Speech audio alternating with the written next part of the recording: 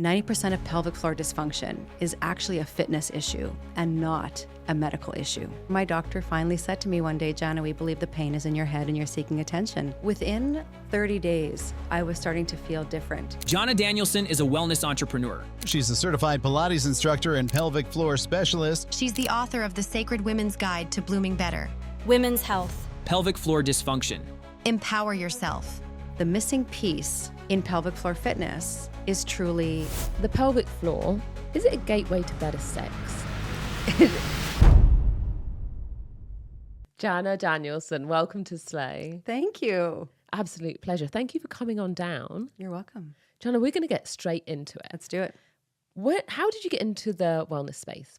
Really by chance. My education was in business. I grew up in an entrepreneurial family, but I wanted to give the corporate world a try. So did my undergraduate degree in business, did my master's degree in business, and was aiming for, a C-suite position in some big corporation. And as they say, the universe had other plans for me. I was gifted a pain journey that completely turned my world upside down. And through healing and learning and falling back in love with my body, I found my passion and purpose. Now, what happened on that journey? As an A-type eldest child, I loved to excel in my academics and my athletics. And like my dad, who is a farmer, I would get like a little stomach thing every once in a while. And so he would give me like some of his antacids, and they worked for a while until they didn't. And then we went to my small town doctor and got a prescription, walked across to the drugstore, filled it, and that worked until it didn't. And it was like this rinse and repeat over and over and over. And over what ended up being a 4-year journey, at 21 years old, feeling like I was probably 60 years older than that, in major inflammatory issues with my joints. I was in pain all the time, headaches, very bloated, like lots of just stomach stuff. And what was really interesting was that my pain journey also included incontinence at 21 years old. So I would, cough or laugh, and I would pee. And I was teaching fitness to pay for my tuition, and I would make sure that I didn't wear my light color leggings when I taught, just in case that happened. And I got really good at playing the part of a healthy 21-year-old, but inside I felt like I was dying. I'm so sorry. What did the doctors say? The doctors just did what they're trained to do, right? When test A didn't yield any results, we went to test B or, specialist C, and I felt like a baton in a relay race, just being passed over and over and over but always hoping that the answer would come next time. Like, we're getting so close. Did it come? No. What happened? No. The eventual outcome was me and my 21-year-old self with 11 different bottles of medication on my nightstand. And that was the last thing I would see before I went to bed. And this was like an aha moment for me, like literally only about 2 years ago, because the last thing I saw before I went to bed and the first thing I saw when I woke up were those 11 bottles of pills. And they ruled my world. Like I would watch the clock because there were certain times of the day that I would take them. And if I didn't take them, I would blow up in pain. I was newly engaged. I wondered, why would I marry the man of my dreams and give him like a jail sentence of a wife? I wanted to be a mom, didn't know if that would ever happen. And I had this really shadowy 6 months of my life after my doctor finally said to me one day, Jana, we believe the pain is in your head and you're seeking attention. And we wish you a nice life. And that was like that, that show, So You Want to Be a Millionaire, where you can, you have your lifelines, you can call a friend or ask the audience. It felt like my lifeline was cut and like this was going to be the rest of my life. So effectively your doctor turned his or her back on you. Yeah. And how did you respond to that? I wouldn't have said it then, but now looking back, I did go into quite a deep depression, and I became very withdrawn. I fell out of love with my body. She disappointed me, and I was really mad at her. Until one day I was in line at the grocery store, and Madonna was on the cover of a fitness magazine, And it said the word Pilates, and I know now it's Pilates, but then I thought it was pilots. I'm like, what is pilots? And what is Madonna doing? And so I bought the magazine and I read the article about this form of movement that was about breathing with your diaphragm, created by this man from Germany. You can do it on a mat. It looked like yoga kind of, but they had all these big pieces of equipment. And I was intrigued. There was something about that article that just spoke to me. And so I treated myself. It was a moment of joy, really. I went and bought a new pair of leggings, a new water bottle, and a Pilates mat. Get it, girl. Exactly. And I went to my first mat class at the beginning of September that year. And I went Tuesday and Thursday every week. What happened in that first class? Oh, that first class? Yeah, let's talk about that. So I was teaching fitness to pay for tuition in school. And so my judgy eyes walked into that studio and I surveyed the room very quickly and made judgments on all of the men and women in that class. And I unrolled my new mat in the front row center. And in less than 30 seconds into the class, I was like, oh, shoot.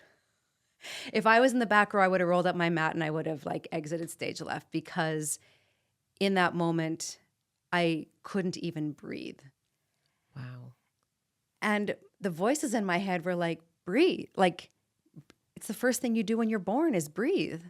And I was using my peripheral vision and looking at the people next to me, and their bellies were rising and lowering, and they were breathing in these deep, beautiful breaths and exhaling. And it was just this calming sensation. It was like a wave. And I was like, it was almost like hiccups or going over speed bumps. And I was just so intrigued by what was not happening in my body. And my instructor walked up to me at the end of that class and she just wrapped her arms around me and I wept. And the only thing she said to me was, come back on Thursday. Oh. And I did. Oh my goodness. And how long after you started your Pilates journey did you feel your body starting to change and to heal? Within 30 days, I was starting to feel different. And the first thing that I realized was probably about 3 weeks in. There was one of my medications that I had to take at noon every day. And I remember looking up at the clock one day and it was 12:30. And I was like, wait a minute. I just had to check in with my body, like, why is my stomach not like a fire-breathing dragon? Like, what? Everything is calm. And it's 12:30. And so then, I was like my own little movement scientist, like the N of one. What would happen if I delayed taking this medication for an hour? Or what if I only took half of this dose starting tomorrow?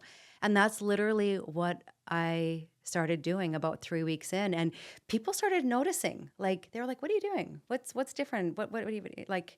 And I didn't realize that through my pain journey, I actually became the shape of pain. I was protecting and hiding my heart. And I looked taller. I felt more confident. I started wearing different colored clothes. And that's what I realized. When I realized I was coming back to life, essentially. Wow. What an incredible journey. Jana, I really, really resonate with that story because myself, I suffer with ulcerative colitis. So I know the stress and the pain and the frustration with the body with regards to incontinence and the never quite knowing whether your day is going to be a good day, it's going to be a safe day in class, or, so I really feel that pain. And, I've had a similar journey with medication, was told that I'd have to be on it forever and pretty much rejected the idea. Yeah. What do you think what was going through your mind when you decided or made the decision to give up? And I'm assuming you gave up all of your medication. What was going through your mind when you decided to give up all of your medication? So it was 16 weeks from my first Pilates class to the day that I didn't take anything, like 4 months versus 4 years. I realized that I was searching outside of myself for answers that I had within. And I forgot that the body has this innate ability to heal. It does need help sometimes, but it doesn't mean it has to come in the form of a pill. It might mean it has to come in the form of deep breathing or a massage, or do you know what I mean? And so I do. I know all too well. Yeah. So that was, and then the confidence and the clarity and like the sensuality that came back. I was like this lioness, and I was just ready to take on life. And then I was like, oh my gosh, I want to share this with people. Like, what if there's other women like me? And not even what if, I know there's other women like me. So what did you do about it? Well, other than build a 9,000 square feet Pilates studio. Yeah, that came a little bit later. But I had this internal dialogue because my ego was like, you have an MBA. You can't be a Pilates instructor. Like, right? Yep. And so I had this internal conflict because, I was like, what is my family going to think? What are my friends going to think? And it became, I actually didn't realize I didn't care. Right. You wanted to help people. I wanted to help people. Like yourself. Yep. And that's what I did. Wow. That's so inspiring. It really echoes a lot of, I think, the reason why post-sport, which is such a singular, event, and the heptathlon, which is such a singular event, and it echoes my own journey of why I chose to open a gym. I just felt like I had this passion and this drive to, like, why was I the lucky one to get all of the expert coaching? Why are we gatekeeping all of the knowledge and all of the science? Why can't every single woman have access to great training plans, great nutritional advice, great therapists? And, through the gym, I've been able to impart that on, some really amazing people who then go out and spread the word to their friends, which is just, incredible. I think there's a real healing power in and of itself just through helping people. There is a healing power. And I was listening to one of your episodes where you were talking about when your coach moved to London and you were, right? So you were given this opportunity, like, what do I, and you figured it out. Yeah. And to be able to share, like, those moments happen for a reason. And when we're in the middle of it, you might think, why? But there's always a bigger lesson behind it. So what do you say to all those women out there who have also been abandoned by their doctors in the same way that you were? I love one of the quotes by Joseph Pilates, and it goes like this. He said, breath is the first and the last act of life, and somewhere in the middle we forget to do it. And when I talk to women, and especially when I used to own my studio and my clinic, and they would come in and they would actually like introduce themselves as their diagnosis. Like, they wouldn't even tell me their name. They're like, I have an L4, L5 bulge, and and I'm like, wait, but who are you, right? It's great that you're, a mom and a volunteer and all these, but I want to get to know you. And I think as women, we are so good at nurturing everybody else around us until we actually forget, like, hey, wait a minute. What kind of movies do I like to watch? Yeah. Leading with what is happening to us rather than who we are or who we're being. Yeah. That reconnection to self is really important, and understanding that when you feel like you are scraping the bottom of the barrel, that's part of the contrast of life, right? And even in the darkest shadows, like, one little candle can be enough to show you the way. And so actually, I feel like a lot of women keep things inside, especially when it comes to their health and incontinence and sensuality, right? We definitely don't talk about that. So hitting that mute button and allowing ourselves to have a voice and know that, like, 1 in 3 women, almost 1 in 2 women is dealing with some form of incontinence, some form of pelvic floor dysfunction. So if you're sitting around with 6 friends, there's probably a good 1 to 2. Yeah. That's right. Don't crack a joke. No, don't. Otherwise you'll find out who they are. Exactly. Jana, what is the pelvic floor? The pelvic floor is a group of 14 muscles that essentially is the floor of your core. And a lot of people don't realize that we have this cylinder in our body. All right. So the top of the core is the diaphragm. It's the main muscle of respiration. It sits in the crest of the rib cage like an open umbrella or a mushroom cap. It's like the upstairs tenant of an apartment building. The pelvic floor is the downstairs tenant. And the pelvic floor will look up at that diaphragm to get messages. The first issue with pelvic floor dysfunction always stems from a lack of using the diaphragm as the main muscle of respiration. The good Lord gave us a secondary set of breathing muscles in our neck, the sternocleidomastoids and right? I'm looking at Eric because he's like, this is where I carry all of my tension. Yes.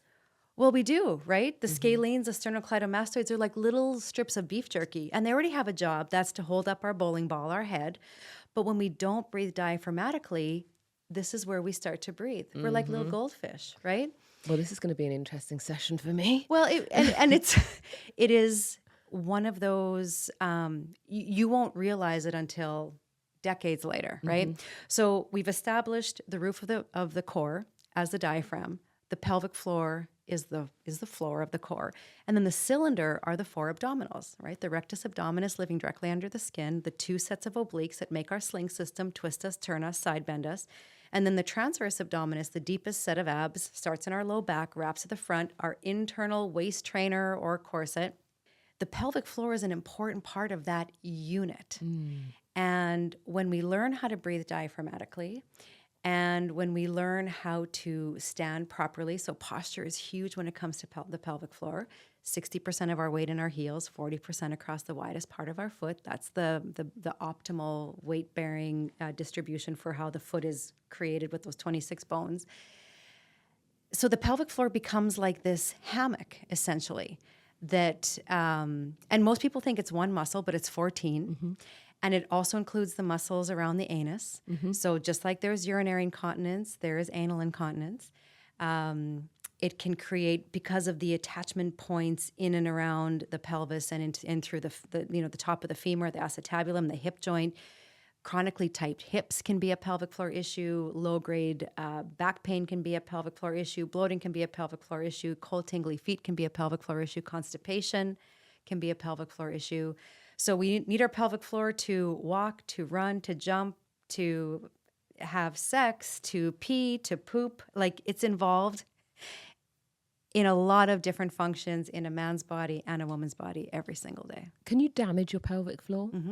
If you think of the pelvic floor, if you think of a continuum, there's hypertone, so too much tone to the muscle, too much tension, hypo, lack of tone, all right?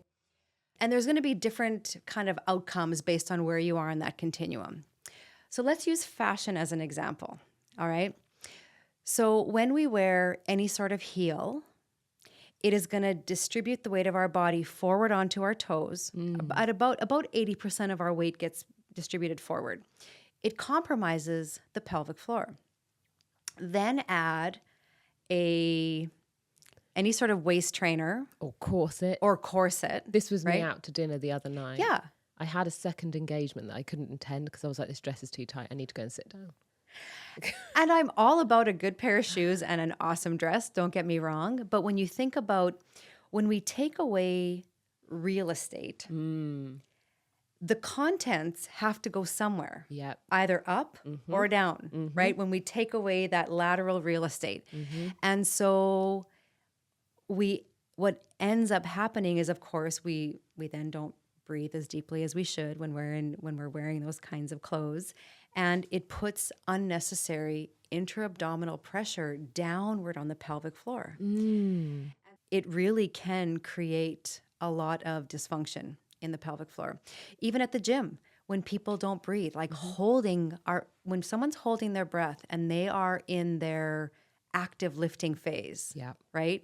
And it's kind of like that bearing down, like kind of pooping, but I got to get this load to the top of the range. That also would be the same situation as high heel shoes and a corset.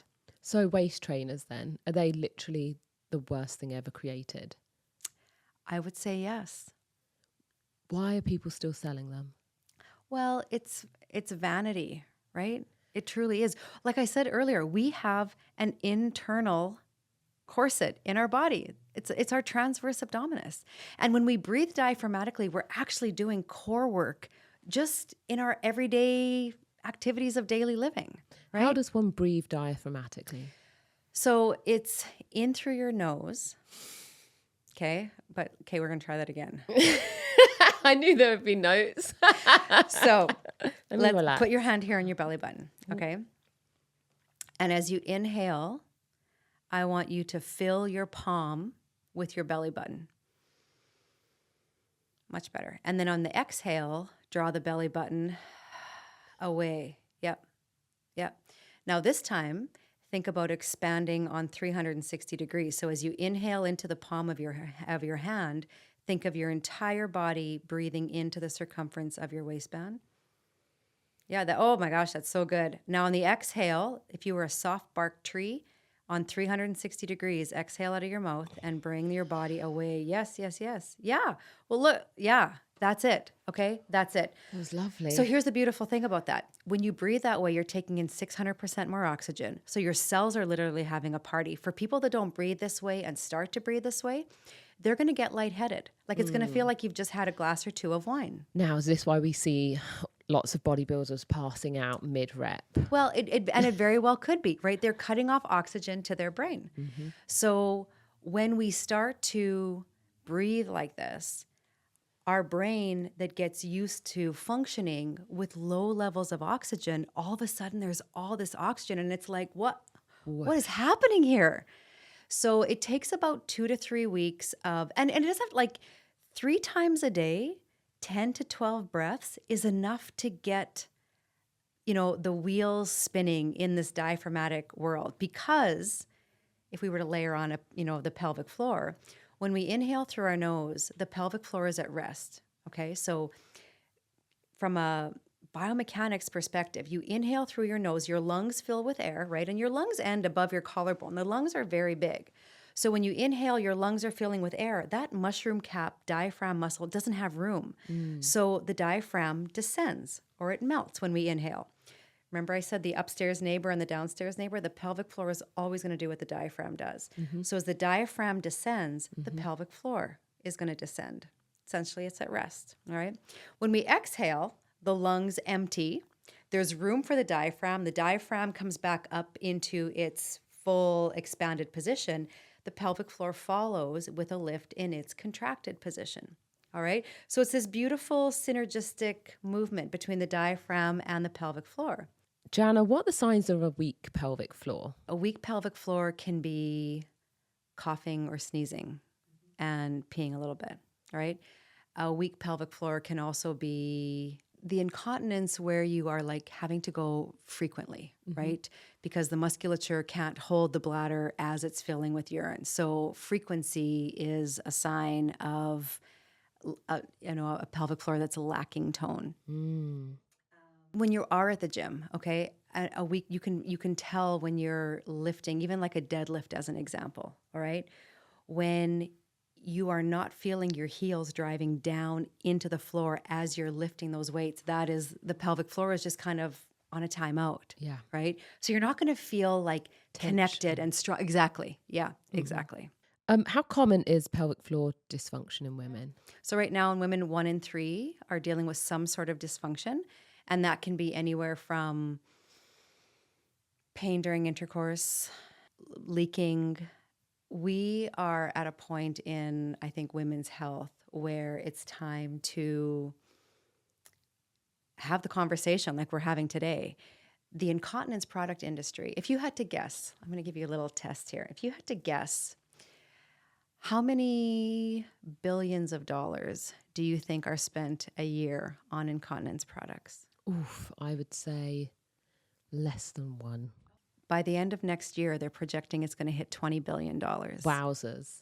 So we just don't really know much about it. Like You know what? Here's the problem. We see it on TV. We see it on ads that the solution is a pad. Yes. Right? I was going to say, actually, I'm thinking the only thing that I hear of in terms of a tool is just like, pads and nappies, all the things that don't feel particularly sexy, but they're also not solutions. That's like an afterthought. Like, where's the root cause in this? Exactly. And so, I mean, there are incontinence products now. You can go to, those higher end med spas, and there's a machine called the Emsala where you sit on it, and it's like thousands of pelvic floor contractions in like 2 minutes. And I am a fan of therapies like that when we understand the purpose they serve, right? Because for most of us, we're told that a Kegel is the way to strengthen your pelvic floor. The problem with the Kegel is that most women are already in a hypertonic state. They already have too much tension. So we're in our vehicles at the stoplight and we're like stopping the flow of urine. We're squeezing and releasing, right?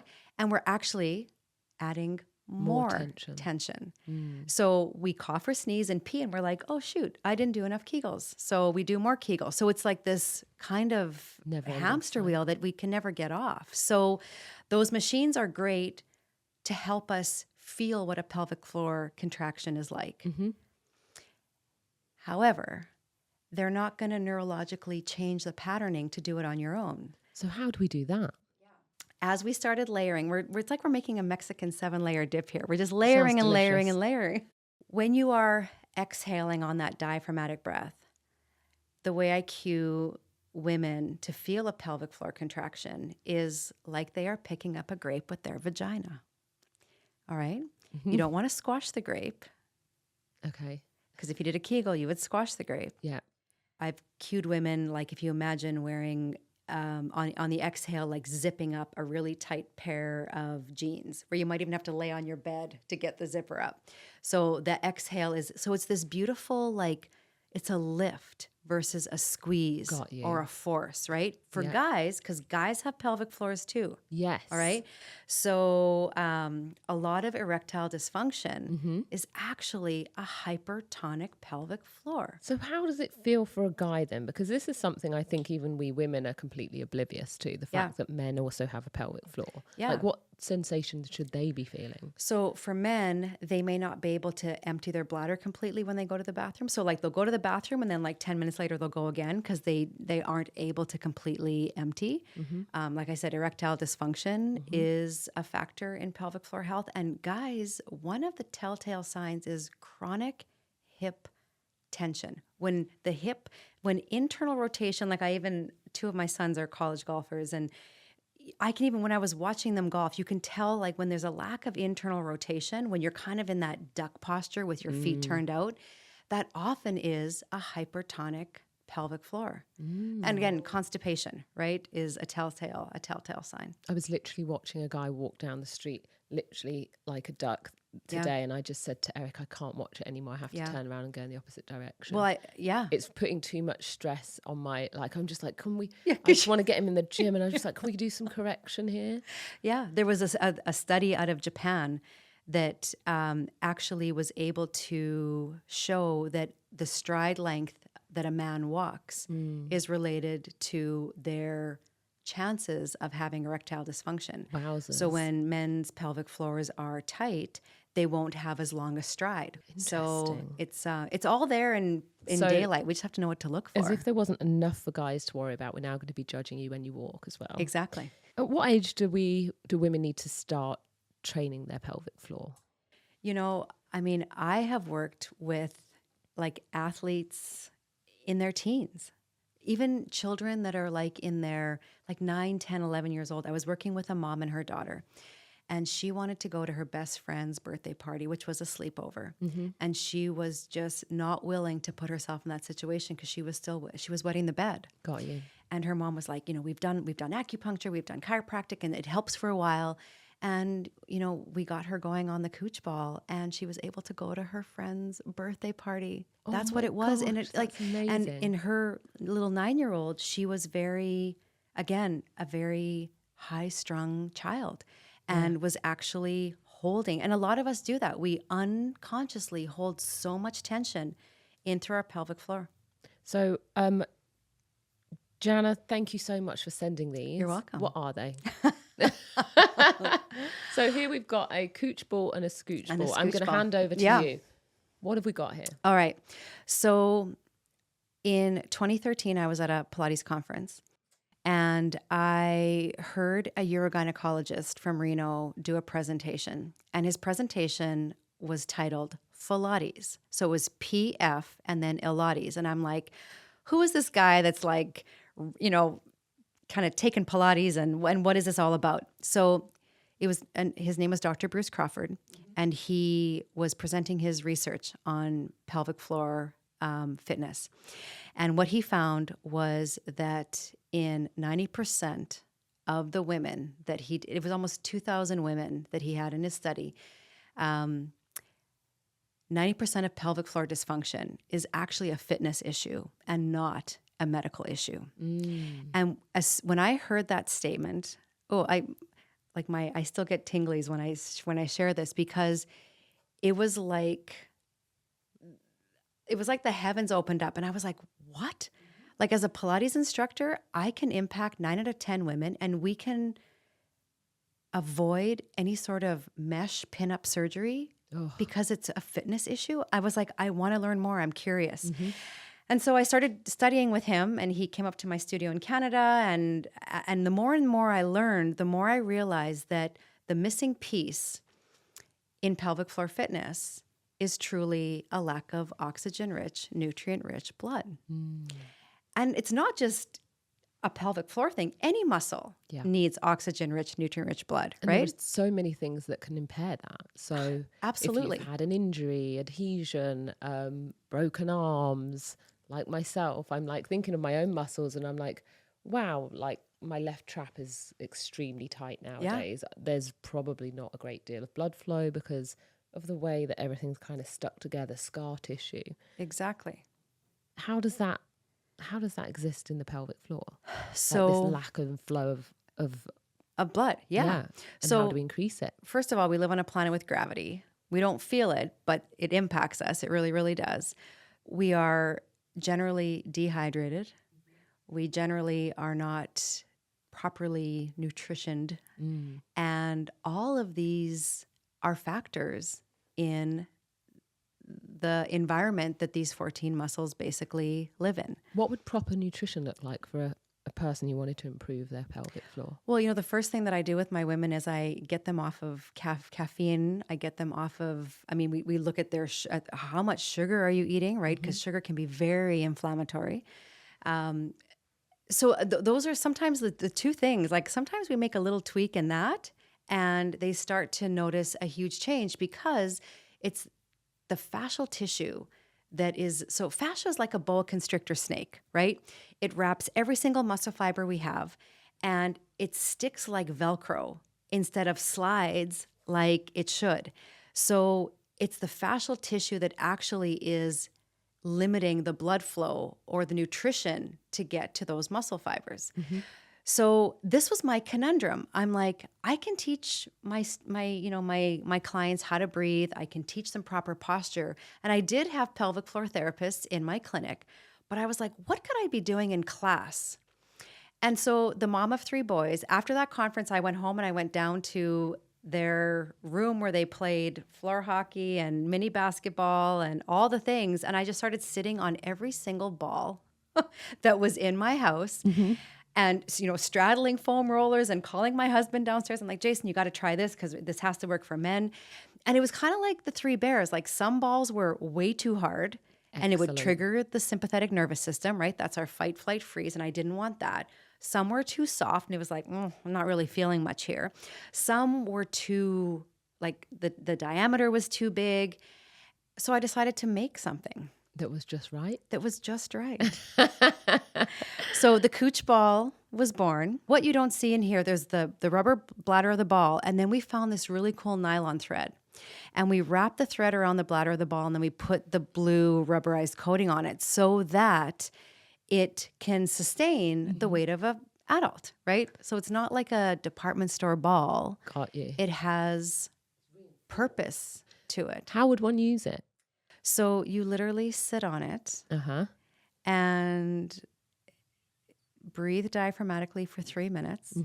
So when you sit on it, and what I'm going to say is that a bit hard? It is I a feel bit like hard. this is... It's a bit hard. Yeah. So you'll take the pin out of your pump and you'll just stick the needle in here and you'll squeeze. You want it to be about 80% full. Pressure. Got you. So when you push on the ball, you should see it kind of collapse up to the top of the logo. Hold it up a little bit high just so we can see. Yeah. And give us a little push on the ball. Perfect. Love Okay. that. So you want a little bit more squish to Give. this. Yeah, exactly. So when you sit on this ball, it essentially becomes like if you were doing a foam roller on your IT band. Oh, gosh, Okay. I imagine that feels amazing. Well, it feels really good. However, for many people, there is what I call the ouch factor. So the ouch factor is basically it's giving you biofeedback on the health of your pelvic floor. So the higher the ouch factor, the less blood flow there is in those muscles. Got you. And as you start using this for 3 minutes a day, and some women and men start with like 15 seconds. They're like, no bueno. Basically, the higher it is, the more you need it. Exactly. Your breath is your guide. That's the only rule with the cooch ball. As long as you're breathing in a calm manner, you're good to go. As soon as you start getting erratic breathing, your nervous system sends a message like, alert, we got to hold her. Yeah. This is not safe. Yeah. And it undoes what you're trying to do. So literally 3 minutes a day is what you work up to. You feel your bony sit bones on either side of the ball. The perineum is right on top, and you're on a Zoom call, you're listening to a podcast, you're watching a Netflix show, and you're stacking this into your life. So is this typically for a person who has like a hypertonic core, like too tense? So it's actually for both. Okay. Because if you have a hyper or too much tension, it's going to melt through those fascial adhesions and restrictions, allowing blood flow in. For the people who have hypotone or a lack of tone, when you sit on the cooch ball, it almost becomes like the floor of your body. So now you actually have like something kinesthetic that you can feel to pull up away from. So for those people who are lacking tone, it becomes like their bicep curl, like they can actually feel what a contraction is like. So it actually works for both ends of the spectrum. Now, I'm going to swap balls with you for a second. This one is the scooch ball. This is the scooch. What's the difference? She's the little sister of the cooch. So the cooch ball was born first. The scooch ball came about 3 years later. But as I was diving deeper and deeper into this world of pelvic floor fitness, I started learning more and more about how impactful our plantar fascia is to our pelvic floor, which is the fascia on the bottom of our feet. And then I started reading about jaw and neck tension and this muscle, the gum chewing muscle called the masseter. So I started using, I realized very quickly the cooch ball is not conducive to doing some deeper fascial work. I was very mindful of the nervous system because the nervous system really can make or break this stuff, right? If it thinks you're being harmful to yourself, it's going to shut you down even when you think you're doing good. So lacrosse ball, way too hard. Tennis ball, way too soft. So again, I went on my little journey of finding the perfect little ball for fascia release that managed the nervous system in a beautiful way. So my husband and I were at a wellness event in Turks and Caicos, and I was like, what am I going to name this little ball? And we were talking about the cooch ball, and I kept using the word scooch, like if I could just scooch it behind my shoulder or scooch it, right? And he's like, well, that's the name of the scooch of the ball. So the scooch ball is like if the cooch ball is the lead actress in a movie, this is like the best supporting actress. And you can use it for so much more, like your shoulders, the glutes, that piriformis that can sometimes cause so much issues for people with sciatic pain. Literally, like it's a go-to. I have a little video all about scooch ball facial fitness. That sounds delightful. And as a person who I've recently been getting a lot of piriformis syndrome, and have been using, a kind of equivalent that we have lacrosse balls over at Slay, just to, with my hip flexors, releasing some of my deeper abdominals. I can't say how much that's helped. Often we often look for root cause, especially when it comes to lower back pain. We often look directly at the site of pain rather than understanding that a lot of the pain that we are feeling, especially in lower back, is coming from the hips. Well, and it's true. And what a lot of people don't realize is that the pelvic floor has teammates. And her teammates are what we call the co-recruiters. So the adductors, the glute med muscles, and then that internal corset, the transverse abdominis, all should be working synergistically with the pelvic floor. So, that guy that you saw walking down the street and you're like, please come to my gym, with so much turnout, there's probably tight old glutes. Yeah, exactly, right? So understanding how all these puzzle pieces work together. And again, we can psych ourselves out by thinking this is challenging. It's just, it's not in the cards for me, but You can you can absolutely really reverse fix this. yourself. I was Yes, you going to can.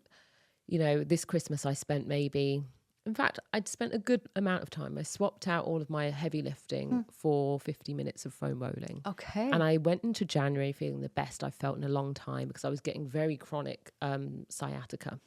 And it would switch from the left side to the right side. So I was like, normally it would just stay in one side. So I'm like, I've got some real issues going on. So I would just work with 2 massage balls all the way down my spine, right the way down to my sacroiliac joint, the base of my spine. And I would just work through and just feel out any little kink. And I've managed to keep that going and get my body to a point where it's mobile again. Amazing. It's actually working for me. But more importantly, one of the things that I was realizing was that if I just allowed those massage balls and those tools to really do the work, and I just laid on them and breathed and just relaxed, then the muscles would just release themselves. I didn't have to jam anything in there. No. It was just allowing my body to do what it naturally wanted to do. That's amazing. Jana, what's at stake for women that don't train their pelvic floor? Like, are we all doomed at a certain point in our lives to have a weak pelvic floor, or are there any real stakes if we don't? The unfortunate narrative is that most women will just chalk it up to, I'm a woman, I'm a mom, I'm in menopause. I think there's a lot at stake for women in reclaiming that beautiful, fiery, divine feminine. So there's the physicality of the pelvic floor, pain during intercourse, incontinence, all that. Yes. And that's how, where most women start. But there also are the layers of like the emotionality of the pelvic floor and how we store stress and tension and trauma in this area. And then we go one layer deeper into the energetics. Like it's our sacral chakra. It is that energy center, which is where our creativity and our sensuality lives. And so when you start working with the pelvic floor, even if it's just breathing, like you will impact your pelvic floor in a positive way just from breathing.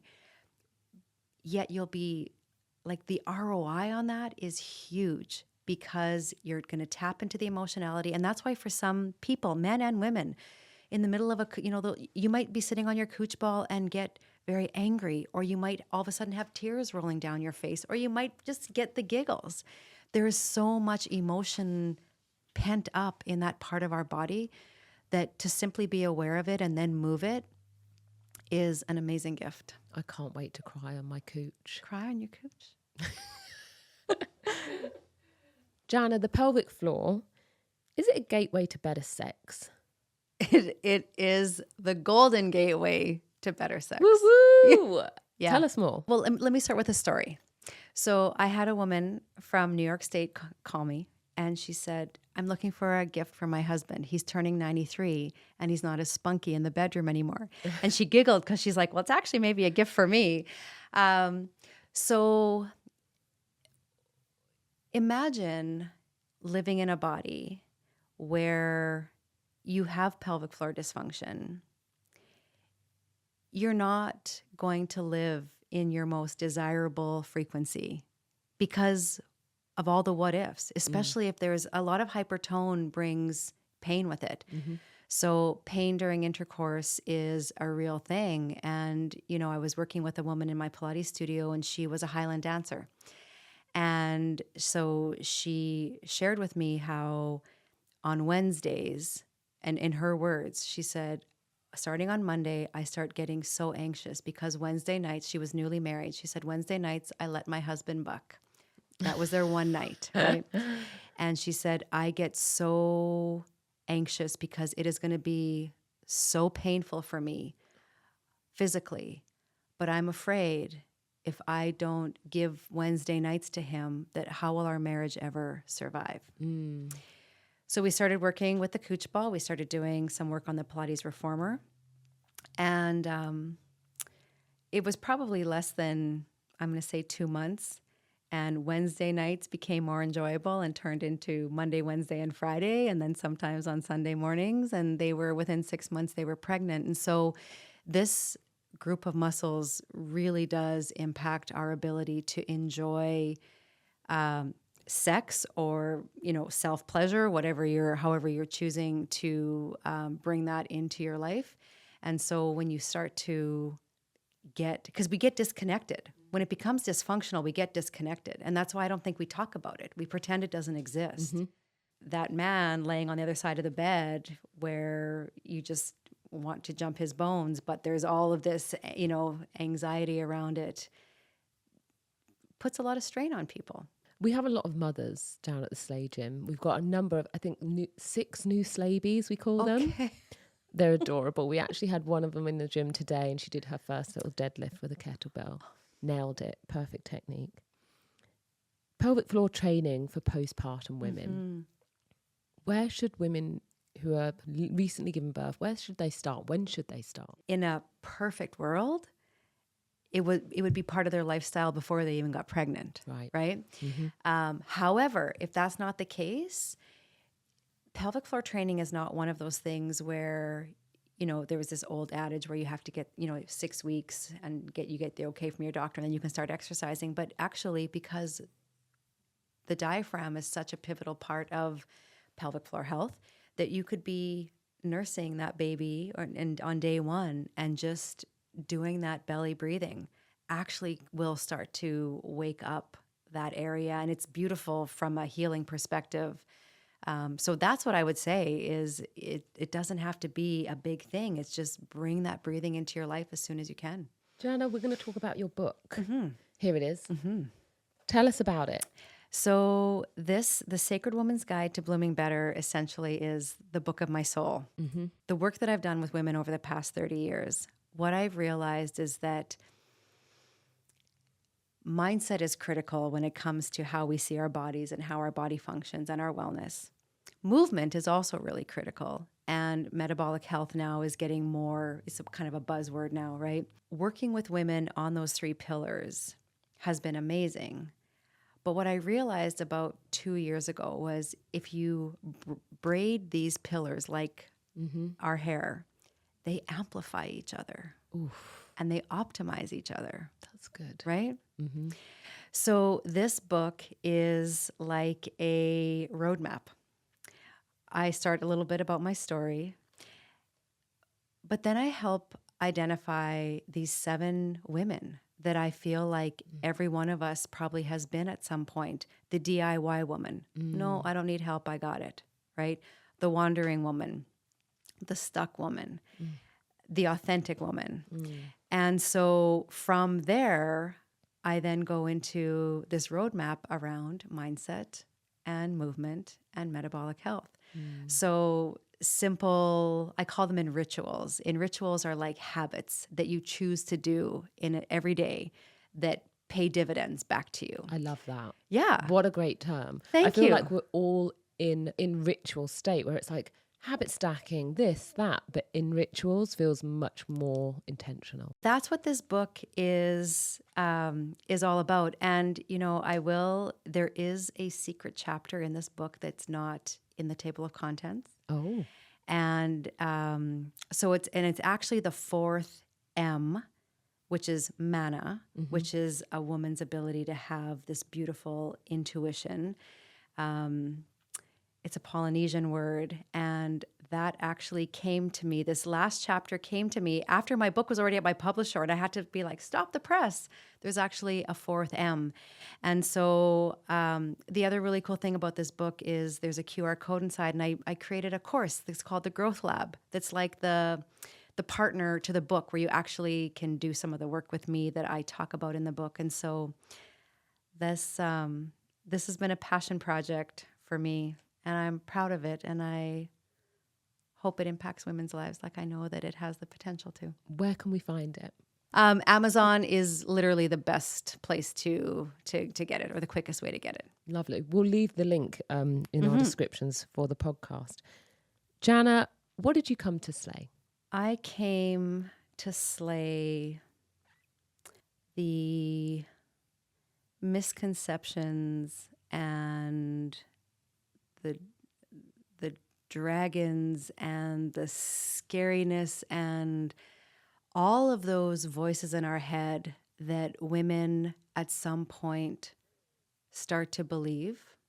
I came to slay the fact that over 1 million times a month, women create this little Polaroid picture of themselves that is actually not reality.